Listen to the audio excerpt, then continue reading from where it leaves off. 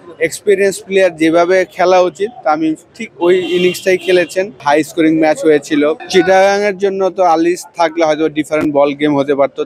দেখেন লিজেন্ডরা আসলে বড় মঞ্চে এই ধরনের ইনিংসই খেলে থাকেন, যেহেতু উইকেটটা ব্রিলিয়ান্ট উইকেট ছিল, ব্যাটিং ফ্রেন্ডলি উইকেট ছিল এবং চেস করতেছেন 194 95। তো সেই জায়গায় একটা এক্সপিরিয়েন্স প্লেয়ার যেভাবে খেলা উচিত তামিম ঠিক ওই ইনিংসটাই খেলেছেন। ব্রিলিয়ান্ট একটা ইনিংস, এই মোমেন্টামটা সে নিয়ে দিয়েছেন। এই ইনিংসটার কারণে আসলে তাদের এত সহজ জয়টা পেয়েছে। ফাইনালের মধ্যে দেখবেন। অবশ্যই আমি মনে করি যে অসাধারণ একটা ম্যাচ আমরা দেখেছি। হাই স্কোরিং ম্যাচ হয়েছিল, উইকেটটা খুব চমৎকার ছিল। আমি মনে করি যে প্রত্যেকটা মানুষই এনজয় করেছেন ফাইনালটা। ডেফিনেটলি পারভেজকে চিটাগাং টিম সুযোগ দিয়েছেন এবং আমার মনে হয় যে সে সেই সুযোগগুলা শেষের দিকে কাজে লাগিয়েছেন।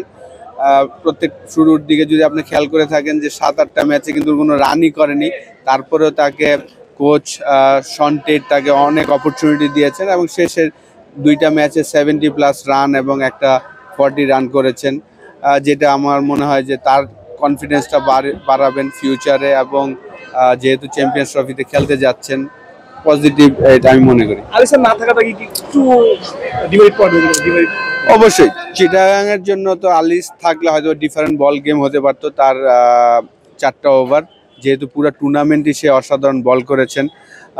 তারপরে আমি চিটাগাংকে ক্রেডিট দিব, যেভাবে তারা ক্রিকেট খেলেছেন অসাধারণ, পুরো টুর্নামেন্টটা তারা কাটিয়েছেন। কেউ না বুঝলেও আমরা আপনার প্রয়োজন বুঝি, আর তাই তো অত্যাধুনিক ফিচার সম্বলিত বিভিন্ন সাইজ আর কালারের 250-টিরও বেশি ডিজাইন অপশন নিয়ে ওয়ালটন স্মার্ট ফ্রিজ বোঝে আপনার প্রয়োজন।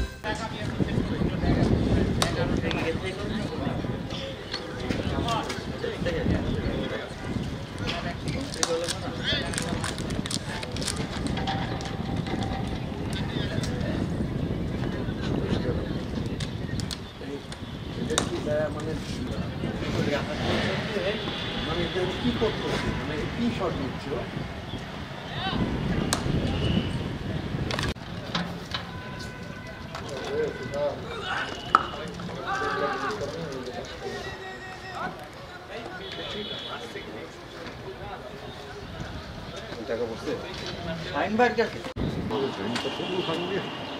হাত দিয়ে মারেন।